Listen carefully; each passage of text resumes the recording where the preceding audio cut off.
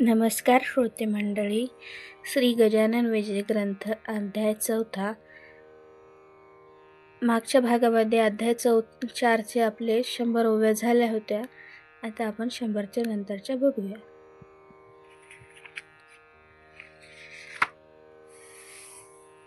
अध्याय 4.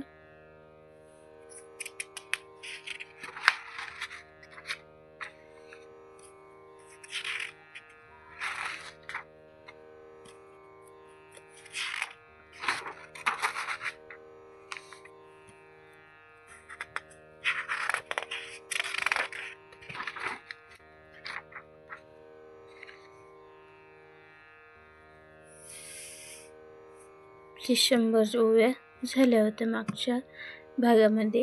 आता आपण 100च्या नंतरच्या वाचायला सुरुवात करूया. वाचनाला सुरुवात करण्याआधी आमच्या चॅनलला लाईक करा, शेअर करा, सबस्क्राईब करा आणि कमेंट्समध्ये गणगणात बोते लिहून पाठवा. श्री गजानन महाराज की जय. चला तर मग आता वाचनाला सुरुवात करूया.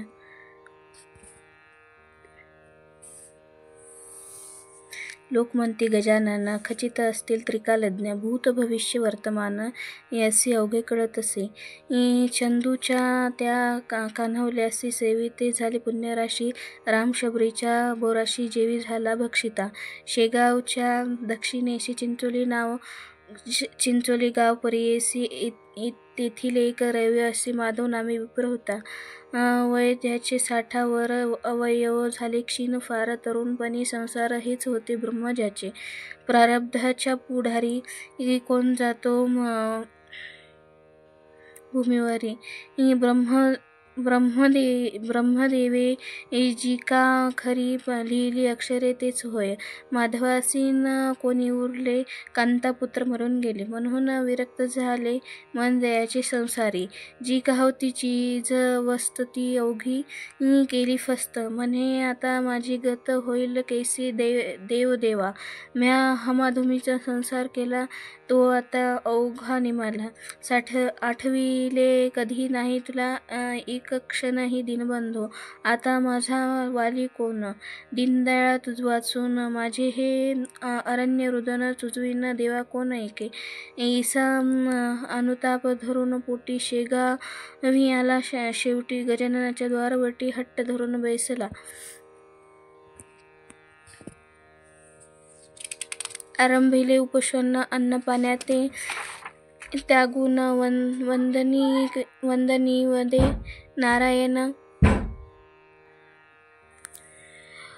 वदे नारायण खंड न पडे तयाला.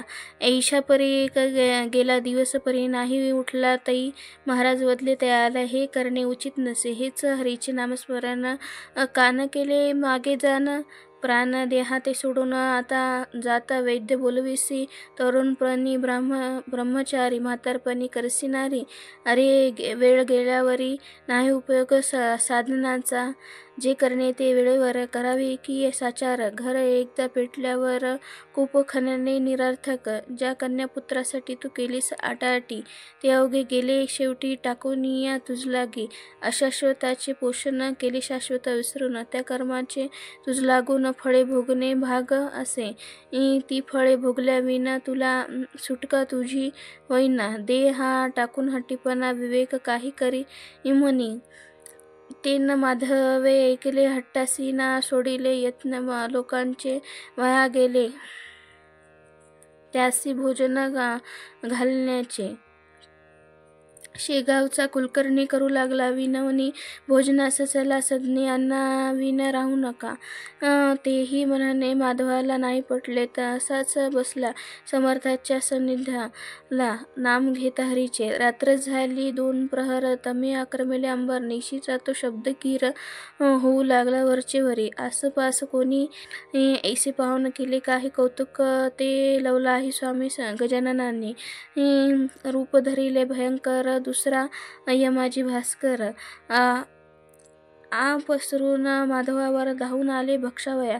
तिने माधव पळाला घेऊन आपला जीव भला. धडकी भरली चित्ताला, छाती उडे धडाधडा. बुडबुडा आला तोंडासी, शब्द फुटेना वाचेसी. ऐसा पाहून स्थितीसे समर्थे धरिले सौम्य रूप. आणि बोलले गर्जुन, हेच का तुझे धीटपण? तू काळाच्या भक्षाचा न असाच खाईल काळ तुला. त्याची चुणक दाखविली, पुढची स्थिती जाणविली. तेथे पळायला नाही उरली, यमलोकात जागा तुला. माधव ऐसे एकता झाला विने बोलता, यमलोकाची नको वार्ता, तेवढीच माझी टाळा हो.